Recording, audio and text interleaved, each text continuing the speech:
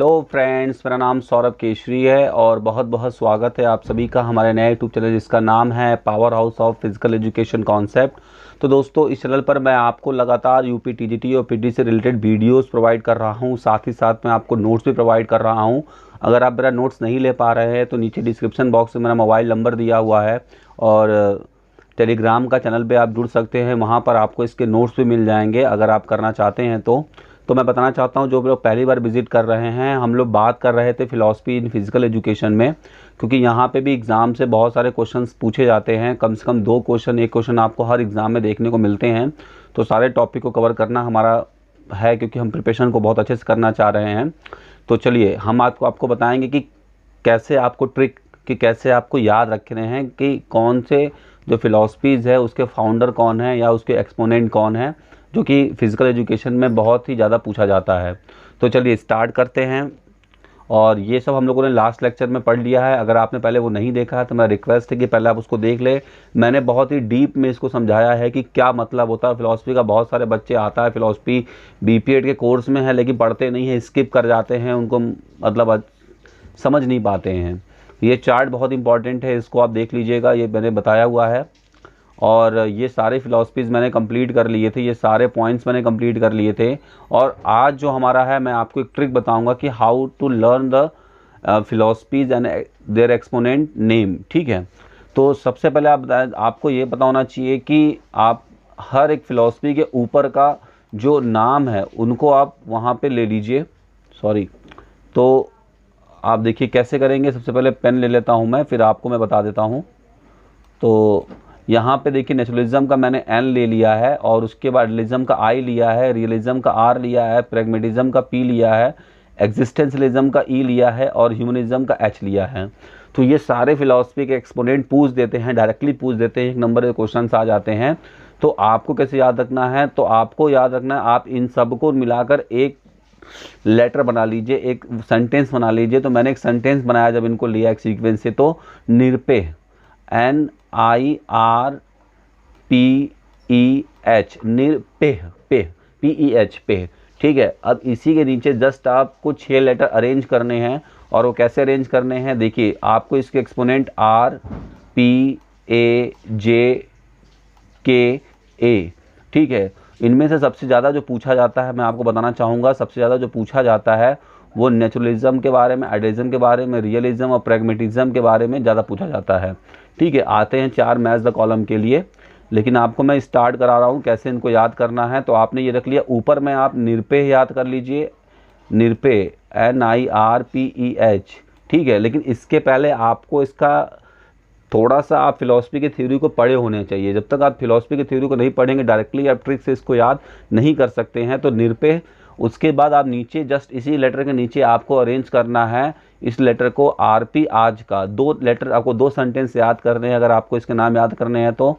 निरपेह, ऊपर में आपको निरपेह याद करना है, NIRPEH, निरपेह, और नीचे आपको याद करना है RP आज का। और इसी तरीके से आप क्या करिए, आपके दिमाग में बस ये बातें फीड होनी चाहिए इनको याद करने के लिए कि ऊपर हमको लिखना है निरपेह और नीचे लिखना है RP आज का। RP सिंह को आप जानते होंगे तो उससे आप याद कर सकते हैं इसको। तो RP आज का, RP आज का, इस तरीके से कुछ सेंटेंस ऊपर और कुछ सेंटेंस इसको नीचे रख लीजिए। आप वहाँ से इसको याद कर लेंगे, बस 6 लेटर ऊपर रहेगा, 6 लेटर नीचे रहेगा, और आप वहाँ से इसको समझ जाएंगे। तो जैसे ही आपसे कभी पूछा जाएगा, देखिए ये आप याद रखिएगा, मैं अभी आगे आपसे इसी से रिलेटेड क्वेश्चंस को सॉल्व कराऊंगा। आप देखिएगा, बस आप 10 बार मन में बोलिए और दिन में कम से कम 4 से 5 बार रट्टा मारिए, और अगले 2 दिन तक और इसको बस रखिएगा, निरपेह RP आज का, निरपेह RP आज का। इस तरीके से हमेशा थोड़ा सा इसको रटिए। जब तक आप रटेंगे नहीं तब तक इसके नीचे के सीक्वेंस नहीं आएंगे। आपको यकीन दिलाता हूँ कि मैंने ऐसे ही याद किया था और मेरे फिलॉसफी क्वेश्चंस कभी गलत नहीं होते, कि जब भी पूछे जाते हैं उनके एक्सपोनेंट के नेम। तो चलिए आगे स्टार्ट करेंगे हम लोग। तो ये आपको यहाँ पे स्टार्ट रखना है निरपेह और नीचे लिखना है RP आज का, बस ये लेटर आपको याद करना है। तो ये आपका कंप्लीट होता है। ये था शॉर्ट ट्रिक टू रिमेंबर रखने के लिए, मैंने अपने हिसाब से बनाया है। आपको जैसा लगता है आप उस हिसाब से बना सकते हैं। और ये आपका हो गया कंप्लीट। अब हम लोग कुछ इसके MCQs देखेंगे। चलिए इसी के सहारे हम कुछ MCQs भी लगाएंगे। ठीक है, तो सबसे पहले हम देखते हैं कि जो हमारा पहला क्वेश्चन है वो है, through which philosophy is the development of personality physical education, किस फिलॉसफी के द्वारा पर्सनालिटी का डेवलपमेंट होता है। तो देखिए मैंने जब आपको थ्योरी पढ़ाया था तो मैंने थ्योरी बताया था कि जब भी नैतिकता यानी मोरल ऑब्लिगेशन की बात होगी तो और स्पिरिचुअलिज्म की बात होगी तो वहाँ पे हमको आइडियलिज्म को तुरंत मेजर करना है, मतलब तुरंत मानना है आइडियलिज्म को। तो इस स्टेटमेंट में क्या बोला गया है कि व्यक्ति का पर्सनालिटी डेवलपमेंट, तो पर्सनालिटी डेवलपमेंट मतलब सर्वांगीण विकास, सर्वांगीण विकास यानी होलसम डेवलपमेंट, तो किसके थ्रू हो रहा है, तो शिक्षा के थ्रू हो रहा है। तो ये बात एक तरीके से कहीं ना कहीं ये स्टेटमेंट आपके रिप्रेजेंट कर रही है नैतिकता यानी मोरल ऑब्लिगेशन को। तो इसका जो राइट आंसर होगा वो आइडियलिज्म होगा। आइए नेक्स्ट बात करते हैं, which philosophy of education defines teacher as a role model of students. तो यह किस फिलॉसफी के द्वारा कही गई है। देखिए इसमें भी कहीं ना कहीं teacher as a role model of students, ये बात हमेशा बोली गई है। आपने देखा होगा कि कभी भी आप अगर टीचर रहे होंगे और फिजिकल एजुकेशन के टीचर रहे होंगे तो बच्चों को आप बाल के लिए या लेंस के लिए बाहर निकालते होंगे, या उनके जूते अच्छे नहीं हैं या उनके सॉक्स अच्छे नहीं हैं, लेट आ रहे होंगे, तो फिर बाद में कोई आपको बोलता हो कि सर आपके खुद ही बाल बड़े हुए हैं तो आप मतलब हम लोग क्यों निकाल रहे हैं। तो ये क्या है ना कहीं मोरलिटी को बता रहा है और डिसमोरलिटी को बता रहा है। तो ये जब भी इससे स्टेटमेंट आते हैं teacher as a role model of, और उस स्टेटमेंट से अगर कभी भी स्पिरिचुअलिज्म की बात हो रही है या फिर उससे आपकी मॉरल एब्लिगेशंस की बात हो रही है, मॉरलिटी यानी नैतिकता की बात हो रही है, तो आप आइडियलिज्म पे जाएंगे, आइडियलिज्म के साथ जाएंगे। तो यहाँ पे जो राइट आंसर होगा वो होगा आइडियलिज्म, ऑप्शन डी। चलिए नेक्स्ट क्वेश्चन की तरफ चलते हैं। What is the meaning of epistemology. Epistemology का मतलब होता है, यहाँ पे आपको मैंने बताया था कि जो दर्शन शास्त्र होते हैं उसके कुल 6 पहलू होते हैं। उसमें तत्व मीमांसा, ज्ञान मीमांसा इस तरीके से होती है, theory of power, theory of knowledge, theory of ethics, theory of values, इस तरीके से होती है। तो यहाँ पे जो राइट इसका आंसर होगा वो होगा यहाँ पे थ्योरी ऑफ नॉलेज, क्योंकि एपिस्टोमोलॉजी का मतलब होता है थ्योरी ऑफ नॉलेज। इसे हम लोग ज्ञान शास्त्र भी कहते हैं या ज्ञान का सिद्धांत भी कहा जाता है। आइए नेक्स्ट की तरफ चलते हैं और वहाँ पे कुछ देख लेते हैं। हमारा जो नेक्स्ट क्वेश्चन है वो है, देखिए अब यहाँ पर आ गया कि ये आपके फिलॉसफी के नेम है और उसके प्रवर्तक के नेम है। ये क्वेश्चंस आपके नेट के एग्ज़ाम से उठाया गया है, वहाँ पूछा जा चुका है कई बार। तो आपको मैंने बताया था वो ट्रिक याद रखना है। तो आप ऊपर क्या याद रखेंगे, निरपेय, NIRPE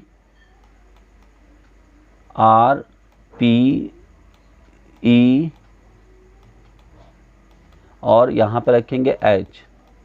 इसी के जस्ट नीचे आप रखेंगे, इसी लेटर के नीचे आपको RP,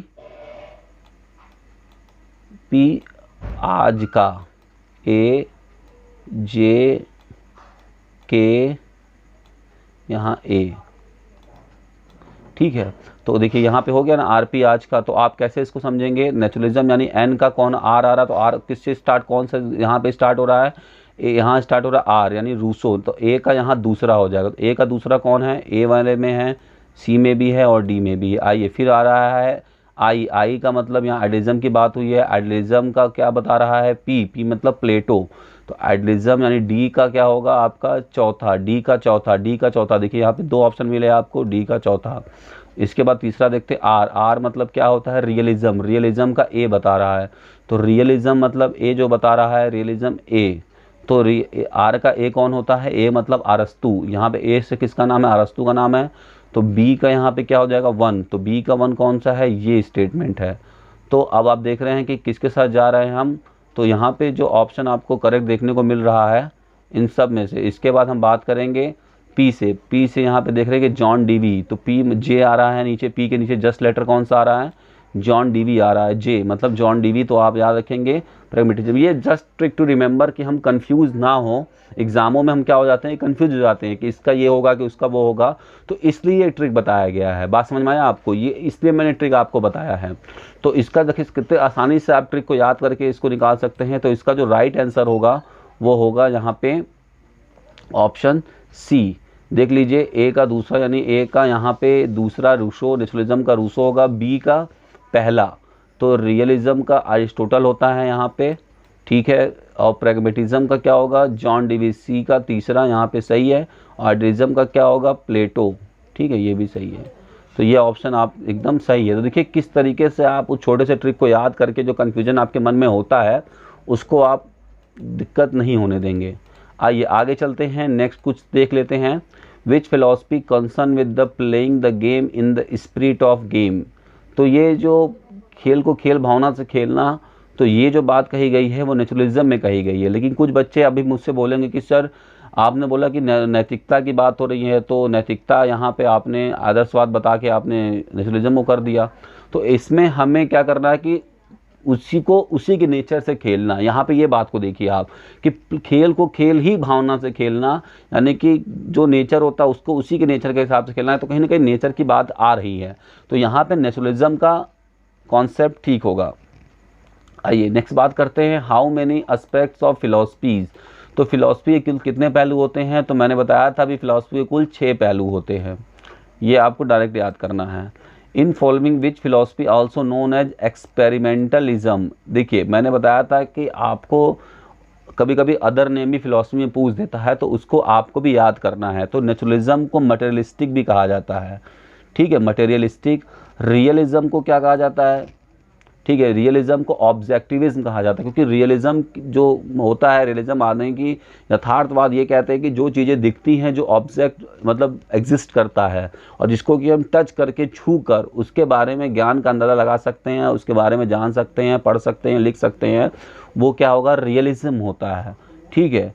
तो और यहाँ प्रैग्मेटिज्म मतलब होता है एक्सपेरिमेंटलिज्म, ठीक है, क्योंकि अनुभव को हम एक्सपेरिमेंट बार बार एक्सपेरिमेंट करते हैं और उसके बाद हम नए अनुभव पे जाते हैं और कुछ नया सीखते हैं। तो यहाँ पे प्रैग्मेटिज्म किस पर होगा, एक्सपेरिमेंट, यानी कि सी इसका राइट ऑप्शन होगा। आइडियलिज्म में स्पिरिचुअलिज्म होता है और कॉन्सेप्चुअलिज्म होता है। तो मैंने इसको बताया हुआ है, अगर आपने थ्योरी नहीं देखा तो बार बार मैं रिक्वेस्ट है कि पहले आप उस थ्योरी को देख ले, तभी आप इस क्वेश्चन को अच्छे से लगा पाएंगे। चलिए नेक्स्ट क्वेश्चन की तरफ चलते हैं और नेक्स्ट क्वेश्चन देखते हैं, वो भी बहुत अच्छा क्वेश्चन है। ये सारे क्वेश्चंस आपके एग्जाम्स और नेट पे लेवल पे आए हुए हैं, क्योंकि यहाँ से क्वेश्चन 1 नंबर 2 नंबर का नेट में भी पूछ लेता है।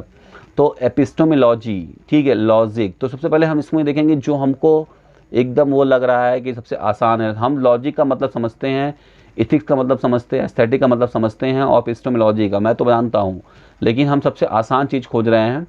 तो अभी एपिस्टेमोलॉजी का मतलब मैंने बताया था वो ज्ञान के बारे में, ठीक है। Deals with the nature of beauty in arts, deals with moral, deals with ultimate truth. तो एपिस्टेमोलॉजी का ए, यानी ए का चौथा हो जाएगा यहाँ पे, ठीक है, ए का चौथा। तो देखिए 2 ऑप्शन यहाँ आपको मिल रहे होंगे, ए और सी। इसके बाद हम बात करते हैं, नेक्स्ट की तरफ चलते हैं और यहाँ पे देख लेते हैं लॉजिक। लॉजिक मतलब रीजनिंग, तो डील्स विद बी का तीसरा हो जाता है। तो बी का तीसरा कौन सा है, ये ए और सी। देखिए अभी भी 2 ऑप्शन बने हुए हैं। इथिक्स, इथिक्स यानी सी का, इथिक्स मतलब होता है मोरल ऑब्लिगेशन। मोरल ऑब्लिगेशन या नैतिकता की बात होती है, तो एथिक्स मतलब यहाँ पे होगा सी का दूसरा। तो यहाँ पे सी का दूसरा आप कैसे करेंगे, सी का दूसरा। तो ये देखिए, और इसके बाद एस्थेटिक, यानी एस्थेटिक मतलब deals with the nature of beauty and arts, arts को बारे में बात कर रहा, तो ये आपका डी का पहला। तो इसका जो राइट आंसर हो जाएगा, फिर से बताना चाहूँगा, इसका राइट आंसर होगा ऑप्शन ए, ठीक है। तो इसका राइट ऑप्शन ऑप्शन ए हो जाएगा। चलिए आगे चलते हैं और नेक्स्ट क्वेश्चन की तरफ चलते हैं।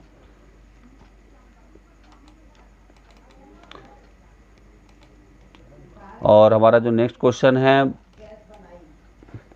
यह है, arrange the Greek philosopher according to their chronology. तो अभी जो मैंने ग्रीक फिलोसफर आपको दिखाए थे, बताए थे कि कौन पहले आया, तो मैंने एक ट्रिक भी बताया था लास्ट वीडियो में कि कैसे इसको याद करना है।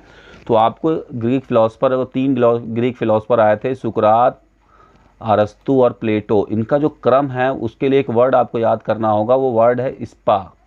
क्या याद करना पड़ेगा, स्पा। यानी स्पा को आप कैसे याद करोगे, तो पहले आए सुकरात, फिर आए प्लेटो, फिर आए अरस्तु, यानी 1 3 2। इसका जो राइट आंसर होगा 1 3 2, ऑप्शन सी इज़ करेक्ट, ठीक है। तो इस तरीके से देखिए छोटे छोटे ट्रिक्स बनाकर, देखिए ट्रिक्स हमने इसलिए बनाया है कि हमें कन्फ्यूज़न ना हो, क्योंकि जब भी हम एग्ज़ाम में बैठते हैं ना, तो वहाँ पे क्या होता है ना कि हमको आता तो सब कुछ है, लेकिन कभी कभी कुछ नाम देखकर हम कन्फ्यूज हो जाते हैं कि ये उन्होंने दिया था, कि ये उन्होंने दिया था, कि ये उन्होंने किया था। तो इसी बारे में हम हमेशा कंफ्यूज हो जाते हैं। इसीलिए मैं आपसे बताता हूँ कि याद करने के लिए ट्रिक्स का यूज करिए और ट्रिक कुछ अटपटा बनाइए जो कि दिमाग में क्लिक कर जाए और उसको रट लीजिए। तो मैंने सेंटेंस बना के ट्रिक बनाकर इन चीज़ों को याद किया था और काफ़ी मतलब उसमें मैंने किया था। चलिए आगे आते हैं और नेक्स्ट की तरफ देख लेते हैं।